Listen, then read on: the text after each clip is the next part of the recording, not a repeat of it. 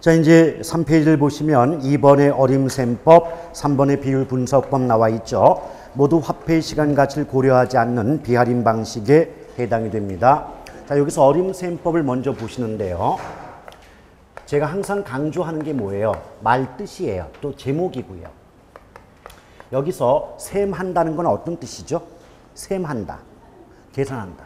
근데 그 앞에 어림자가 붙었어요. 그럼 어림하여 계산한다의 뜻이죠? 그럼 결과의 정확도가 떨어지죠. 그 외울 게 아니에요. 그게 바로 어림셈법의 단점이에요. 그래서 어림셈이란 말의 의미, 문장, 표현 속에서 결과의 정확도가 떨어지는구나. 또 화폐 시간 가치를 고려하지 않는구나. 이걸 알 수가 있다는 거죠. 근데 어림셈법에는요, 크게 수익률법과 승수법 두 가지로 구성이 되어 있는데 기본적으로 수익률과 승수는 역수의 관계에 있다는 거죠. 이때 역의 관계에 있다는 말과 역수의 관계에 있다는 말은 달라요. 일단 그냥 역의 관계에 있다는 말은 내용이 반대라는 뜻이지만 역수라는 말이 붙으면 어때요? 내용도 반대이지만 공식도 분모 분자가 반대다 이런 뜻입니다. 따라서 상식적으로 보면 수익률은 큰 게 좋아요? 작은 게 좋아요? 큰 게 좋죠? 역수니까 승수는 작을수록 좋다 그 말이에요. 아시겠죠? 그래서 수익률은 클수록 우월한 투자 대안이며 승수는 작을수록 우월한 투자 대안이다 라고 말할 수가 있겠습니다. 그런데 이 공식들이 참 여러 가지가 있지 않습니까? 여러분들 공식 기억할 때 상당히 어려움을 많이 느낄 텐데 왜 그런 줄 알아요? 공식의 구조를 모른 채 공식만을 외우려고 하니까 힘이 드는 거죠. 자, 모든 수익률은요, 앞에 어떤 말이 붙는다 하더라도 모든 수익률은 내가 얼마의 돈을 투자할 때 얼마의 수익이 나오는가에 대한 비율이 바로 뭐다? 수익률이에요. 그래서 이걸 가지고 이제 예쁘게 포장하면 수익률이란 투하 자본에 대한 순수익의 비율이다. 이렇게 문장이 나올 수밖에 없다는 거죠. 오케이? 자, 그런데 우리 공식을 반대로 한번 기억을 해볼까요? 분모값이 지금 뭐 있어요? 투자액이 있죠. 그럼 여러분이 알고 계신 투자액은 총투자란 말 들어보셨습니까? 총투자 들어봤어요? 총투자가 뭐예요? 총자본과 같다니까요. 내 돈과 남의 돈 모두 합한 값이 뭐다? 총자본인데 그 총자본이 결국은 총투자액과 같은 뜻이에요. 그러면 내 돈을 두 글자로 뭐라 그랬어요? 지분. 여러분 드라마 보다 보면 너 요 회사에서 네 지분이 얼마나 돼 이러잖아요. 그 네게 얼마나 되냐 그 말입니다. 따라서 지분 투자와 총투자 두 가지 말면 되거든요. 그러면 이걸 통해서 역으로 한번 들어가 봅니다. 자, 우리가 알고 있는 투자는 총투자와 지분투자밖에는 없더란 얘기예요. 총투자와 지분투자.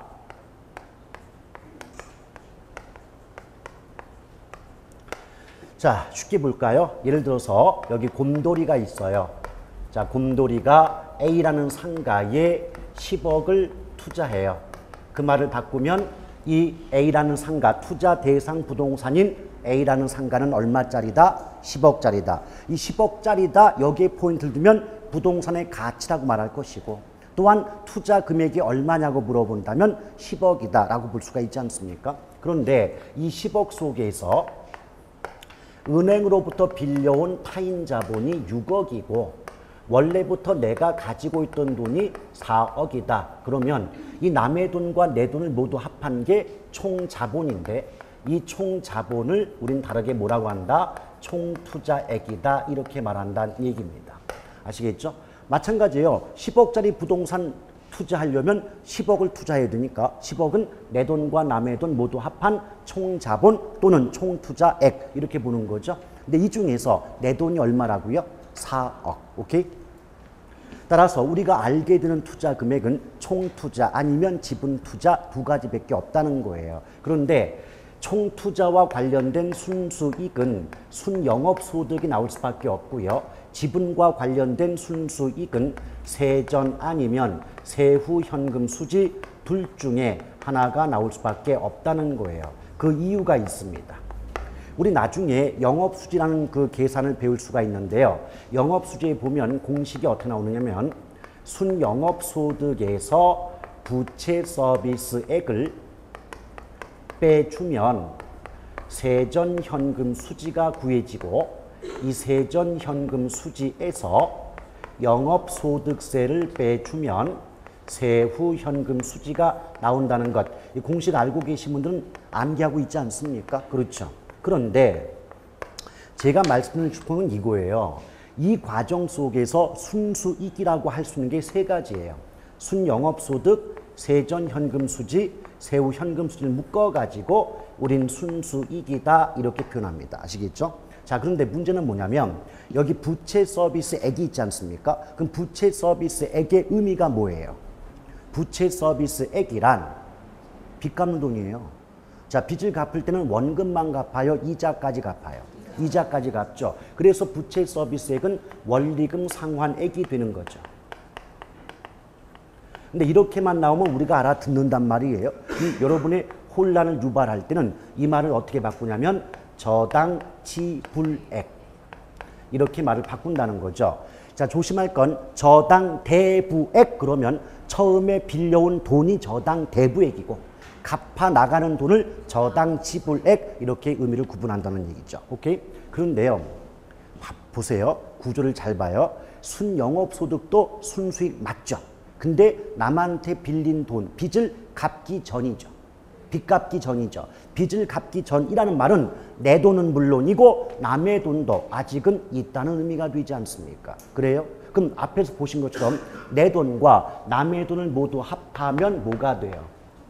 총투자가 되잖아요. 그래서 순영업소득은 순수익인데 남한테 빌린 빚을 갚기 전의 수익이므로 내 돈과 남의 돈 모두 합한 총투자와 관련된 순수익이다 라고 말할 수 있다는 거죠. 그럼 당연히 총투자가 나오면 순수익은 뭐가 나올 수밖에 없다? 순영업소득이 나올 수밖에 없는 거죠. 그런데 이 아래쪽에 세전의 뜻이 뭐죠? 세금 빼기 전, 세금 뺀 후죠. 그럼 세금 빼기 전과 세금 뺀 후의 수익은 최소한 남한테 진 빚은 갚고 누구 돈만 남았을 때 내 돈만 남아있잖아요. 빚 갚고 난 뒤의 수익 아닙니까? 빚을 갚았다는 건 남의 돈을 상환했다는 의미가 되니까 누구 돈만 있다? 내 돈만 있다. 그 내 돈을 두 글자로 뭐라 그런다? 지분이라고 한다. 따라서 지분자가 나오면 세전 아니면 세후현금 수지가 나올 수밖에 없는 구조죠. 오케이? 따라서 이 구조만 알고 있다 할지라도 최소한 이런 문장 어떻게 했습니까? 문장 읽다 보니까 총투자 또는 총자본이란 말이 나왔습니다. 그럼 그 문장 속에는 세전현금 수지나 세후현금 수지란 말이 나올 수가 있는 겁니까? 아니죠. 뒤집어서 지분이란 말이 나와 있을 때 순영업소득이란 말이 나올 수가 있겠냐 이 말이에요. 안 되겠죠. 오케이? 그것은 무엇의 구조를 파악하면 된다. 순수익이 세 가지가 있는데 순영업소득은 남한테 빌린 돈을 갚기 전이기 때문에 내 돈과 남의 돈 모두 합해 있으니까 총투자와 관련돼 있지만 세전과 세후는 남한테 진 빚을 갚고 내 돈만 남아있기 때문에 지분투자와 관련이 있다. 오케이? 그럼 당연히 총투자 나왔네, 순영업, 지분 나왔네, 세전, 세후. 오케이? 그럴 때 이제 명칭만 알면 되죠. 얘를 뭐라고 한다? 종합자본환원율 그래요.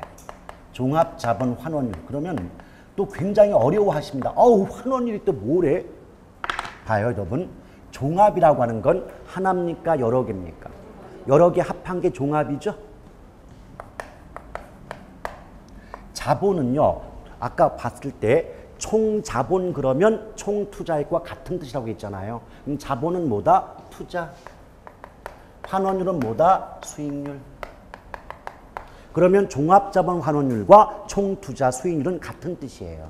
아시겠습니까? 오케이? 자, 이렇게 연결될 수가 있죠. 그 다음에요. 여기 두 번째 공식에서 분자값에 뭐 있어요? 세전자 있죠? 그럼 세전자 집어넣고 어차피 지금 우리 무슨 법 하고 있어요?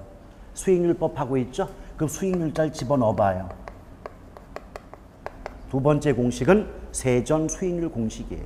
물론 이 세전 수익률을 다른 말로 지분 배당률이라고도 합니다. 그 다음에 자, 세 번째 역시 분자값에 뭐 있어요? 세후 있죠? 요거 집어넣고 수익률자 연결하면 이 공식은 뭐다? 세후 수익률 공식이다 그 말이에요. 아시겠습니까? 그런데 여러분 어떻게 기억하자?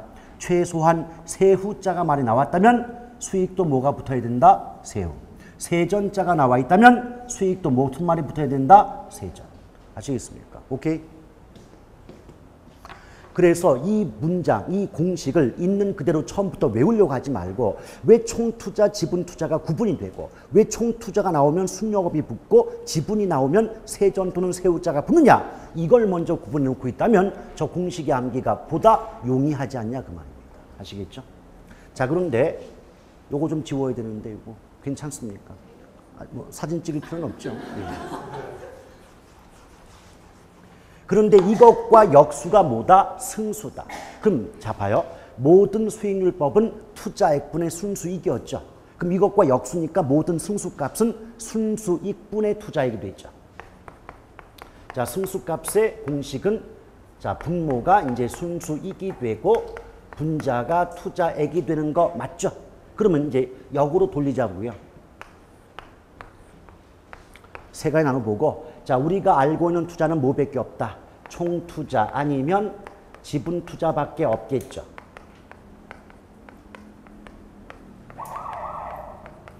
근데 앞서 본 것처럼 총투자가 나오면 수익이 뭐라고요? 총투자와 관련된 수익이 뭐라고요?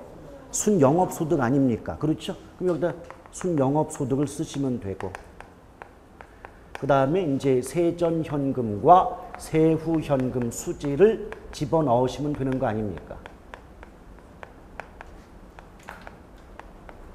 그런데 이 승수법의 명칭은요. 분모값, 즉 순수익 옆에 승수만 붙이면 돼요. 이렇게 승수를 우리가 붙여보자고요. 그럼 읽어보세요. 순영업소득 승수, 세전현금수지 승수, 세후현금수지 승수라고 명칭 붙일 수 있죠. 그런데 이 순영업소득이란 말은 경우에 따라서 소득이란 말, 영업이란 말을 빼고 쓰는 경우도 많더란 얘기죠. 이걸 빼니까 뭐가 돼요? 순소득 승수 이렇게 말이 나오는 겁니다. 아시겠죠? 오케이? 그러면 만약 저한테 네가 공식 암기해봐라, 외워봐라, 공부해봐라 이렇게 만약 한다면 저는 두 가지 공식 다 외우지 않아요.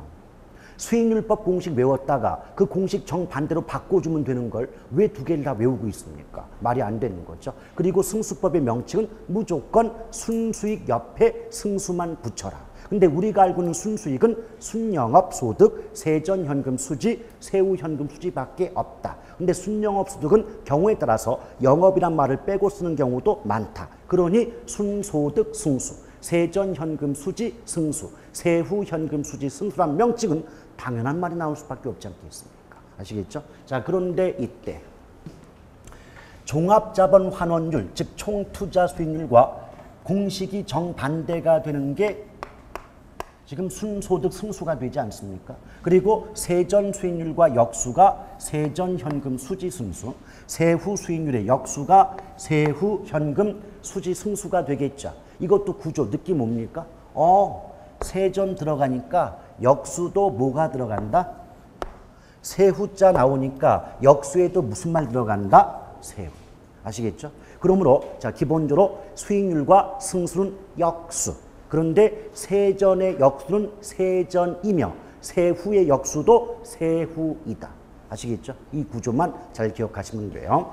근데 여기서 가장 출제가 자주 되는 부분은 바로 순소득 승수 부분이에요. 이 순소득 승수는 자본 회수 기간의 성격을 가지고 있기 때문에 주로 계산 문제로 자주 출제가 되고 있다는 겁니다. 여러분, 우리 앞선 시간에 회수기간법 살펴봤죠? 그 회수기간이 결국 자본 회수기간에 해당이 됩니다. 예를 들어 볼까요? 자, 내가 만약에 어떤 상가에 10억을 투자했다. 그럼 총 투자액 10억 맞죠? 그런데 그 상가로부터 매년마다 2억의 수익이 예상이 된다. 라고 한다면 2분의 10이죠? 그럼 값이 얼마가 나와요? 5가 나오겠죠? 이 말의 뜻이 결국 뭐예요? 10억의 투자 원금을 완전히 회수할 때까지 몇 년이 걸린다? 5년이 걸린다. 아시겠죠? 그럼 여러분 봐봐요. 만약에 A에 투자하면 순소득 승수가 3이 나오고 B에 투자하면 5가 나온다.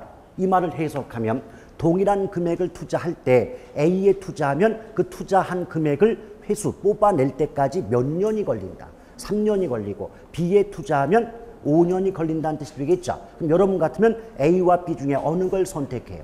A 선택하죠. 그러니까 승수법은 작을수록 우월하다는 말이 되는 거죠. 승수가 작잖아요. 작다 말이에요. 아시겠죠? 자, 이렇게 보실 것.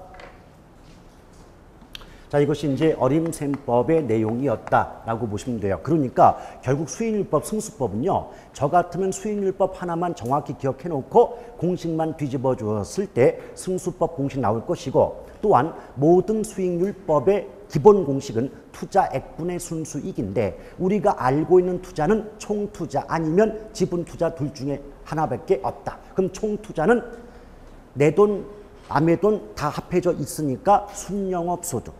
지분투자는 최소한 남한테 빌린 돈을 갚고 내 돈만 남았으니까 세전과 세후 현금 수지와 관련이 있다. 이것만 구조가 구분이 되면 공식 따로 암기할 필요가 없단 말입니다. 아시겠죠? 자, 이제 비율 분석법 들어가요.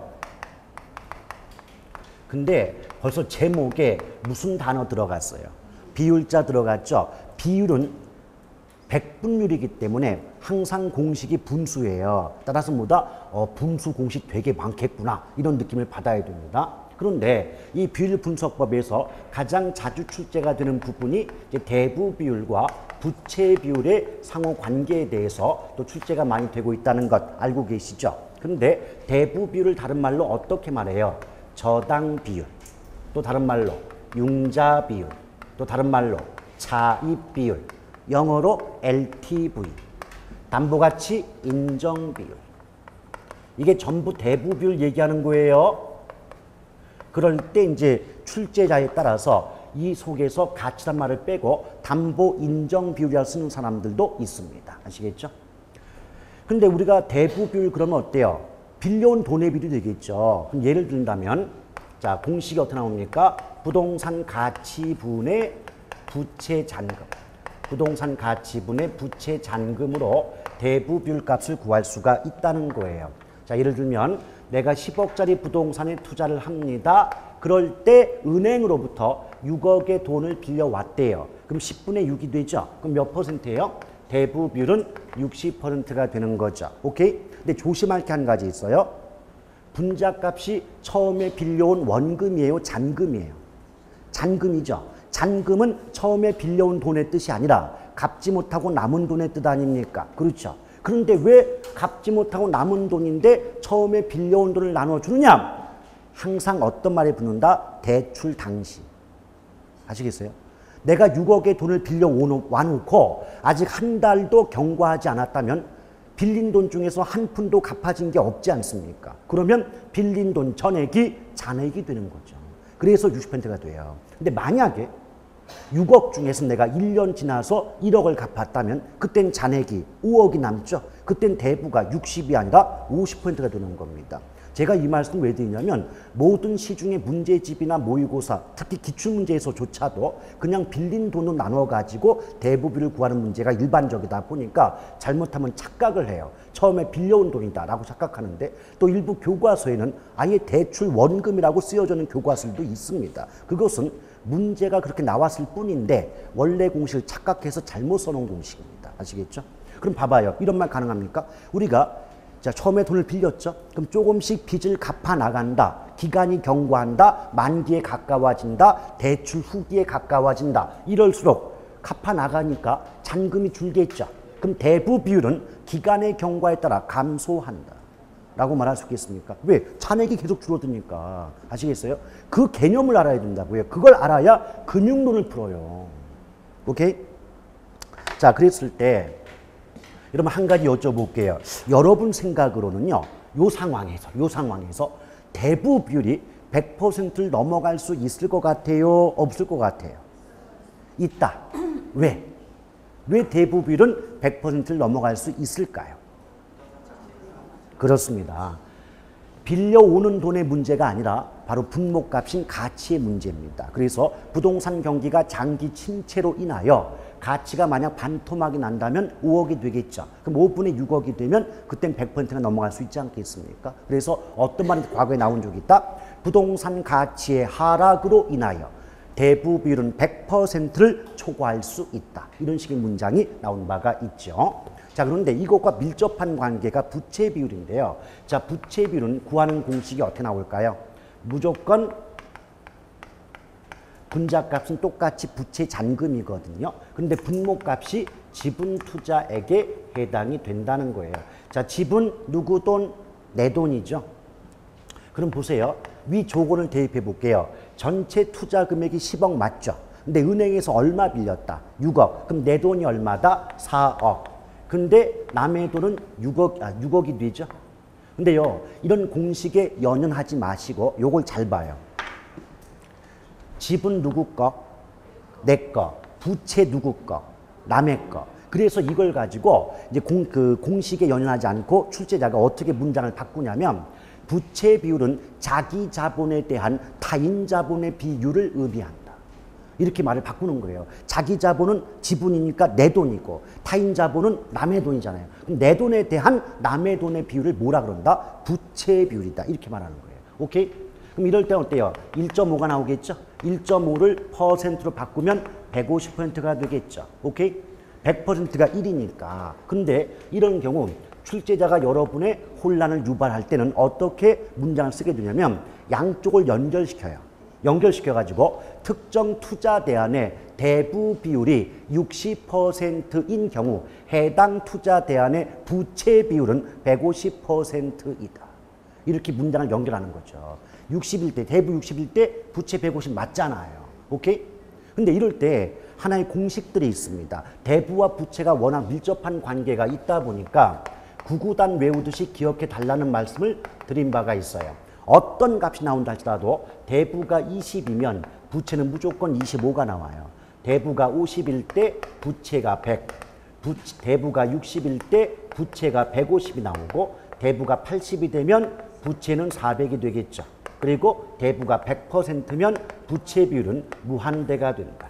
이걸 하나의 공식화시켜서 기억하신다면 상당히 문제를 풀어내는 속도가 빨라진다라고 보시면 돼요.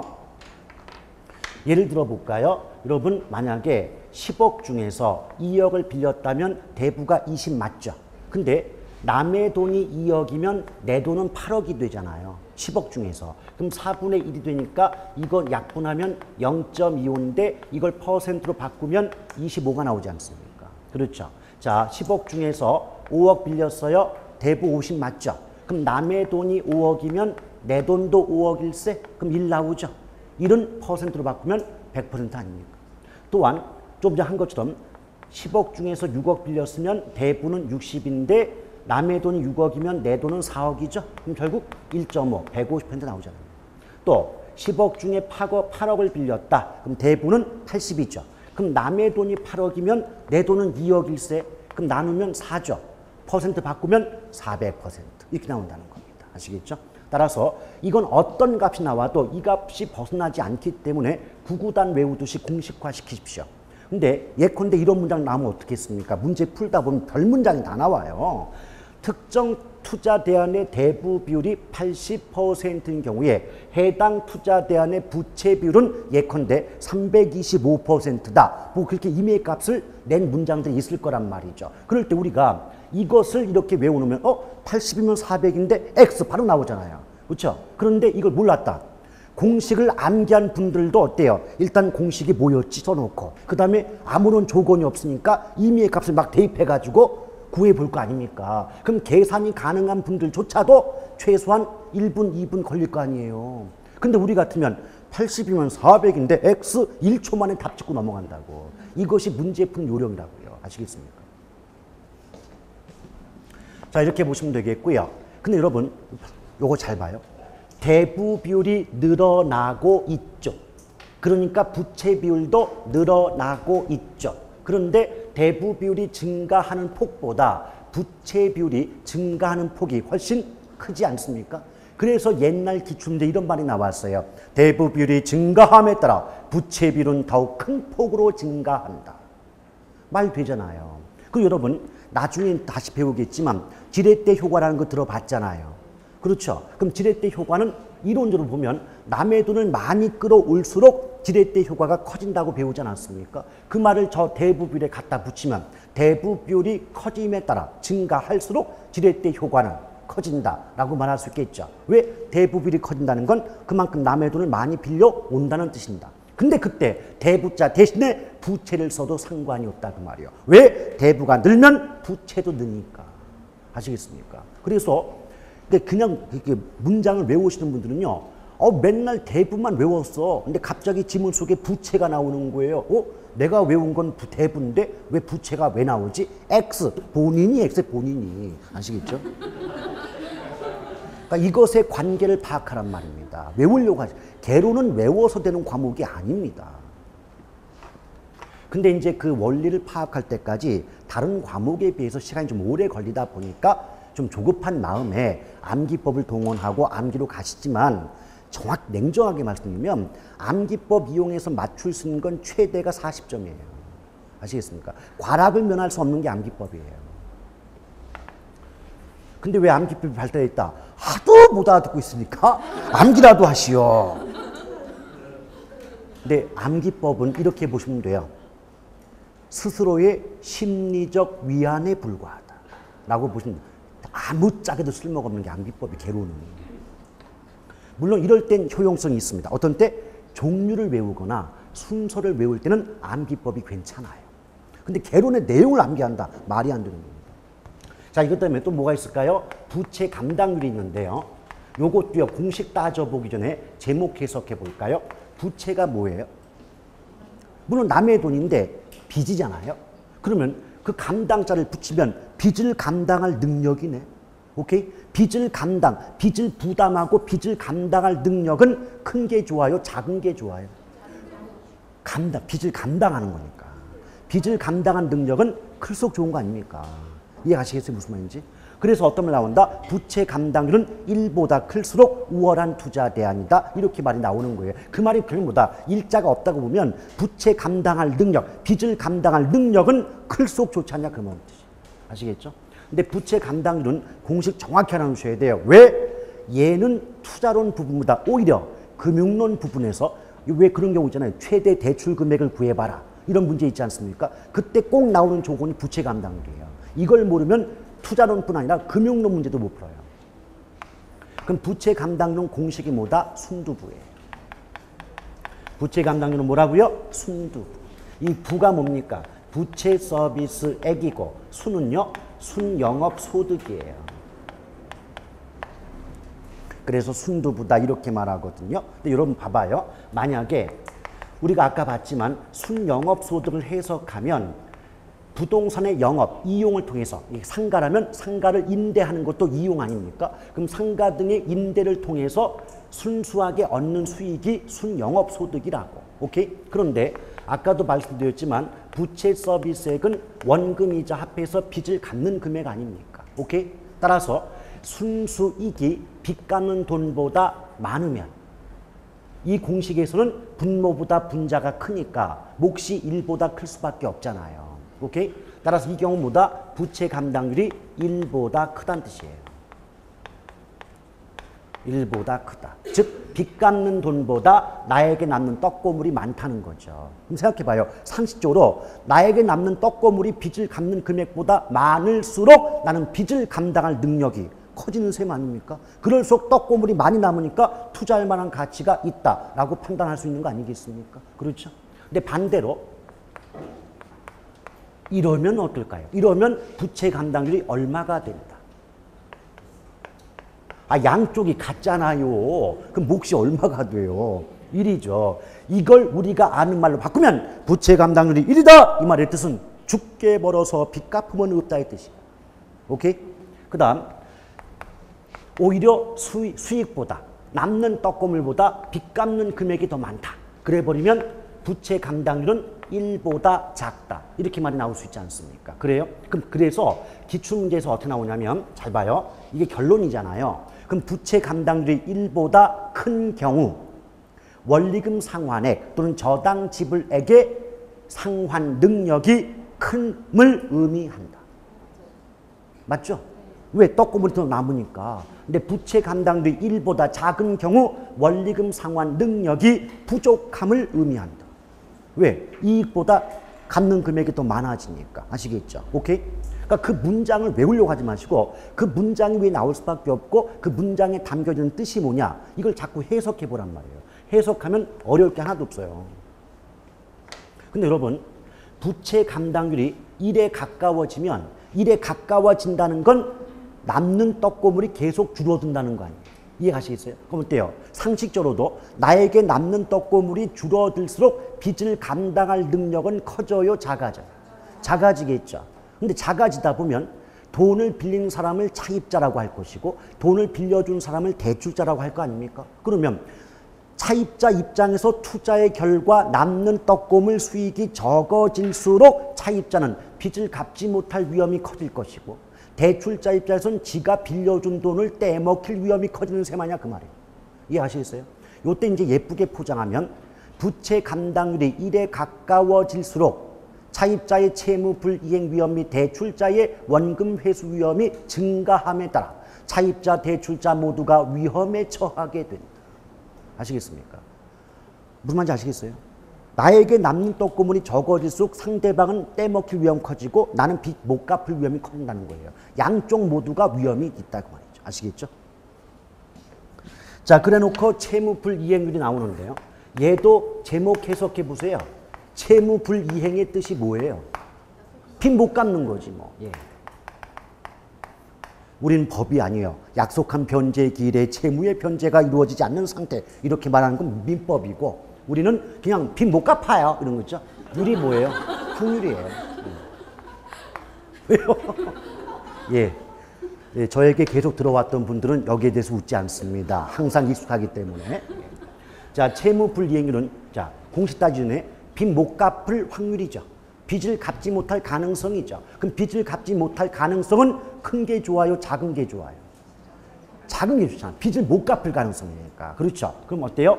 채무 불이행률은 작을수록 유리하며 부채 감당률은 클수록 유리하다라고 말할 수 있겠습니까? 왜? 빚을 감당할 능력은 큰 게 좋은 거고 빚을 갚지 못할 가능성은 작은 게 좋잖아요. 이럴 때 부채 감당률은 큰 게 좋고 채무 불이행률은 낮을수록 좋으니까 양쪽이 서로 반대로 바뀌죠. 그래서 문장을 만들 때 부채 감당률과 채무 불이행률은 역의 관계에 있다. 반비례 관계에 있다. 이렇게 말하는 거예요. 아시겠습니까? 자, 그럴 때 채무 불이행률은 유효조소득. 자, 조라는 말은 총과 같은 말이죠. 그래서 우리가 조총수와 이러잖아요. 유효조소득, 유효총소득분의 영업경비와 부채 서비스액의 비율을 뭐라 그런다? 채무 불이행률 그래요. 그런데 여기서 지금 유효총소득도 나왔고 영업경비는 다 나왔지만 사실 이 부분은 그 영업수지 계산을 알아야만 정확히 의미를 파악할 수가 있는데요. 나중에 따로 말씀드리겠지만은 유효총소득은 쉽게 말하면 상가 등을 임대함으로써 실제로 얻을 수 있는 최대한의 소득을 뭐라 그런다? 유효총소득이에요. 그럼 최소한의 그 총수익에서 경비로 나가는 거 빼고 빚 갚는 돈이 얼마만큼 차지하느냐. 무슨 말인지 아시겠습니까? 그래서 총수익에서 비용과 빚 갚는 돈이 차지하는 비중이 크다는 건 수익에서 나가는 비용이 많아진다는 거예요. 그만큼 어때요? 빚을 갚지 못할 가능성은 커질 수밖에 없지 않냐 이 말입니다. 아시겠죠? 자, 이렇게 좀 해놓고 나머지 뭐 나중에 뭐 영업경비 비율이다, 뭐 총자산 회전율이다 이런 것들이 있긴 하겠지만 별로 문제로서의 출제 비중은 약합니다. 자, 그 다음 단순회수기간법은 이미 설명을 드렸기 때문에 자 뒷장에 보면 확인학습이 있죠. 자, 1번 볼까요? 다음에 주어진 자료를 활용하여 순소득 승수, 즉 자본회수 기간을 구하라 그랬죠. 그래요. 자, 이거 아닙니까? 순영업소득분의 총투자액 아닙니까? 자, 그러면 주어진 자료에서 두 가지만 고르시면 돼요. 순영업소득 있던가요? 얼마예요? 총투자액 있어요. 부동산 가치. 얼마? 100억? 100억이죠? 자, 10분의 100은 얼마? 10이죠. 답이 몇 번? 4번이에요. 이러면 어때요? 투자로는 계산 문제인데 이렇게 간다네? 그래요. 뭐만 알면? 구조 알면. 그럼 이런 봐봐요. 지금 주어진 조건은 6개지만 우리에게 필요한 조건은 2개밖에 없는 거 아니에요? 이해하시겠어요? 근데 왜 여러 가지 조건, 필요도 없는 조건을 다 선언하느냐? 헷갈려 죽으라고. 우리 그 수험생 특징이 뭐냐면 공식을 정확히 알지 못한 상황이라면 주어진 조건에 나오는 값을 전부 더해보거나 전부 빼보거나 곱해보거나 나눠보거나 그래도 안 되면 에이 나가라 다 나가라 찍거나 이런 말입니다. 아주 쉽게 풀 수 있는 문제 아닙니까? 그렇죠? 이런 것들을 우리가 놓치지 말자는 거죠.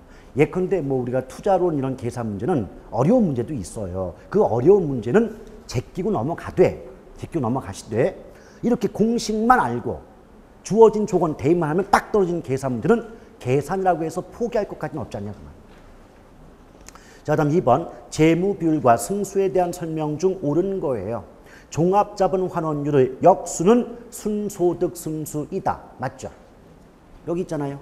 종합자본 환원율과 역수가 뭐라고요? 순소득 승수. 따라서 이 문제의 정답은 1번이 되는 거예요. 나머지 보죠. 부채 감당률이 1보다 작으면 잠깐 끊어볼게요. 부채 감당률이 1보다 작다는 말의 뜻은 떡고물보다 빚 갚는 돈이 많다는 얘기 아니에요. 그럼 당연히 원리금의 지불 능력이 충분해요? 부족해요? 부족한데 충분하다 그랬죠? 그래서 2번 틀린 거예요. 그리고 3번에 총자산 회전율은 투자된 총자산에 대한 순영업소득의 비율이 아니라 총소득, 즉 조소득의 비율입니다. 자, 4번 대부 비율이 높을수록 투자자의 레버리지 효과가 무슨 효과? 지렛대 효과. 투자자의 지렛대 효과가 작아진다. 틀린 거 아시죠? 남한테 돈을 많이 빌려올수록 지렛대 효과가 커진다고 배우셨을 거 아닙니까? 오케이? 그럼 대부 비율이 높다는 것은 그만큼 많은 돈을 빌려오고 있다는 의미가 되니까 지렛대 효과는 커지는 거지 작아지는 게 아니죠. 그 다음 5번 채무 불이행률은 순영업소득이 영업경비와 부채 서비스액을 감당할 수 있는 능력이 있는가를 측정한다고 했는데 여기 보실까요? 이게 지금 채무 불이행률 공식 맞죠? 이 공식 어디에 순영업소득이 있어요? 이 공식 어디에 순영업소득이라는 말이 있냐고. 없죠? 근데 어디서 순영업소득이라는 말을 붙였냐고 거기다가 그럼 당연히 X지. 그럼 이게 맞으려면 순영업소득이 아니라 뭐로 바꿔야 돼? 유효조소득. 그러니까 유효총소득 또는 유효조소득이 영업경비와 부채 서비스액을 감당할 수 있는 능력이 있는가를 측정한다. 이렇게 말을 바꿔야 되는 거 아닙니까? 근데 여러분 지금 이번의 문제가요. 계산 문제인가요? 아니죠. 계산 문제가 아니지만 1번부터 5번까지 그 계산과 관련된 공식을 알지 못하면 이 문제 정답 풀 수 없는 거 아닙니까? 그래요? 그래서 투자론에서만큼은 계산 그 공식의 암기는 선택이 아니라 필수입니다. 그래서 힘이 드는 거예요. 공식을 외워야 되니까 힘이 드는 거예요. 자, 3번 제시된 내용에 관한 설명으로 틀린 것. 이런 형태의 문제가 시간 엄청 잡아먹습니다. 왜냐? 보기 1번부터 보기 5번까지 전부 몇 %한 말 나오죠. 이 말은 결국 각각의 보기마다 공식을 이용해서 계산을 전부 해야 된다 그 말이에요. 그러면 문제는 한 문제지만 오히려 계산 따지면 5문제의 계산을 푸는 것 같습니다. 그러니 시간이 얼마나 걸리냐고. 자, 일단 근데 저 같으면요. 조건부터 보지 않아요. 바로 보기부터 봐요. 왜? 조건을 봐봤자 보기에서 원하는 값이 뭔지 모르면 또다시 조건 봐야 됩니다. 그런 잘못된 습관이 여러분의 문제 푸는 속도를 늦춰버립니다. 보기부터 봅니다. 1번 종합환원율. 종합환원율이 종합자본 환원율이에요. 다시 말하면 총투자 수익률과 같다 그 말입니다. 자, 풀어볼게요. 지금 종합환원율이 어떤 뜻이라고요? 총투자 수익률과 같다고요. 그럼 수익률은 투자액분의 순수익 맞죠? 근데 총투자니까 총투자와 관련된 순수익은 순영업소득인 거 이제는 구분이 되겠죠? 자, 이제 주어진 조건을 봅니다. 갑은 현금으로 5억 원을 투자했습니다. 근데 순영업소득이 연간 8천, 저당 지불액 이게 원리금 상환액인 거 아시죠? 요게 4천. 근데 부동산을 8억에 구입했어. 결국 이 부동산 얼마짜리입니까? 8억짜리 아닙니까? 지금 총 투자액은 8억이 되는 거죠. 잘못하면 그 앞에 5억으로 나눌 수 있어요. 그건 잘못된 거예요. 8억이에요. 근데 거기 주어진 조건에 순영업소득이 얼마로 나와요? 8천 나오죠? 그럼 8억 분의 8천은 10분의 1 아닙니까? 8억 분의 8천 10분의 1과 같죠? 그럼 몇 퍼센트? 10%. 근데 이것도 숫자 개념이 있는 분들은 8억 안 써요. 그냥 80분의 8 이래버린다고. 80분의 8이나 8억분의 8천이나 같다고요. 숫자가. 아니 억은 1000보다 0 하나가 더 묻는 거 아닙니까? 그럼 80분의 8이나 8억분의 8천이나 똑같은 말 아니냐고. 그럼 10분의 1이죠? 그럼 10% 맞지 않습니까? 2번 저당 비율. 아까 말했죠? 저당 비율이 곧 뭐다? 대부 비율. 이 37.5%다. 자, 이 부동산 가치 얼마짜리다? 얼마에 구입했어요? 8억에 구입했죠? 그럼 8억짜리잖아요. 그럼 부동산 가치는 8억이에요. 그런데 지금 맨 앞에서 투자자 갑이 현금으로 5억을 투자했죠. 근데 이 부동산은 8억에 구입했어. 그러면 5억과 8억의 차액인 3억을 빌려왔다는 뜻이에요. 그렇잖아요. 지금 맨 앞에 뭐라고 했어요? 갑이 얼마 투자했다? 5억 투자했다. 그러니까 갑이 투자한 금액은 얼마다? 5억이에요. 근데 맨 마지막에 이 부동산 얼마에 구입했다? 8억 구입했죠? 그럼 나머지 3억을 은행에서 빌려왔다는 의미가 내포되어 있다는 얘기예요. 그럼 8억분의 3억인데 억 같은 거 필요 없어요. 8분의 3이라고. 8분의 3을 나누면 0.375가 나와요. 그럼 0.375는 퍼센트로 바꾸면 37.5%가 되는 거죠. 3번 자본 회수 기간은 10년이다. 또 보세요. 이때 자본 회수 기간은 결국 순소득 승수를 구하라 그 말이에요. 지금 순영업소득이 8,002였잖아요. 그런데 이 부동산은 8억에 구입을 했잖아요. 그럼 8,000분의 8억이니까 10이겠네. 오케이? 근데요. 저 같으면 3번 같은 거 계산 안 합니다. 왜냐고요? 1번의 종합환원율과 3번의 순소득 승수가 역수잖아요. 그럼 10%는 숫자로 바꾸면 0.1이잖아요. 0.1의 역수는 12의 10. 여러분 봐봐요. 10%가 얼마라고요? 숫자로 바꾸면? 10%는 숫자로 바꾸면 0.1. 근데 어떤 값의 역수는 그 값분의 1이에요. 그 값분의 1이 뭐다? 역수예요. 그럼 어때요?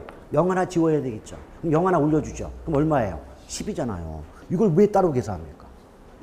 자, 4번 지분 환원율은 7%다. 제가 아까 그랬죠. 환원율 그러면 그냥 편하게 수익률.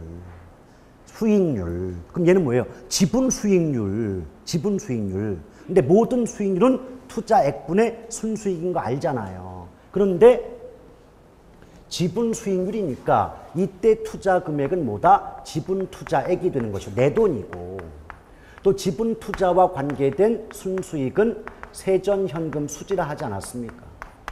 그래요? 그럼 볼까요? 지금 투자자 갑이 얼마 투자했다? 5억 투자했다. 그 5억이 투자자 입장에서 원래부터 가지고 있던 돈이기 때문에 지분이 되는 거예요. 근데 세전현금 수지는요. 순영업소득에서 빚 갚는 돈, 부채 서비스액을 빼고 남은 값이 뭐다? 세전현금 수지가 되지 않습니까? 지금 주어진 조건에 순영업소득이 8천 나왔죠? 그런데 보니까 저당 지불액이 연간 4천, 즉 부채 서비스액이 4천이에요. 그럼 어떻게 돼요?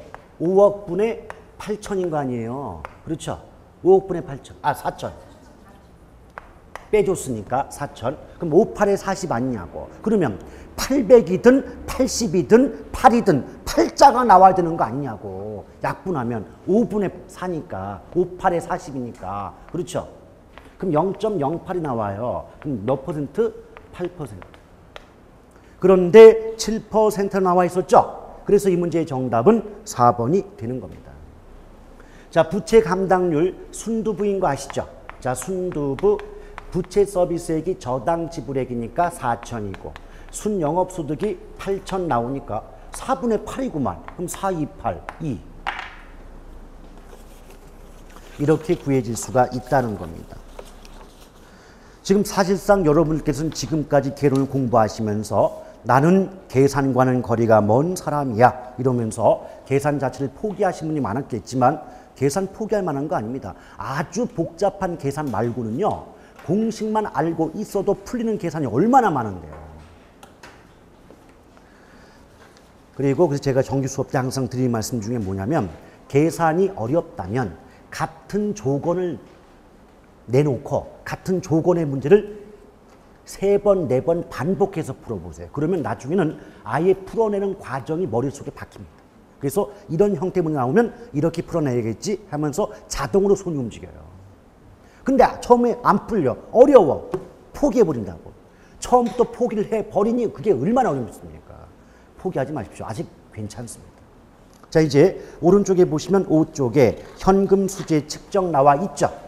그런데 어느덧 벌써 50분이 지났습니다. 다시 한번 쉬었다가 이어가죠.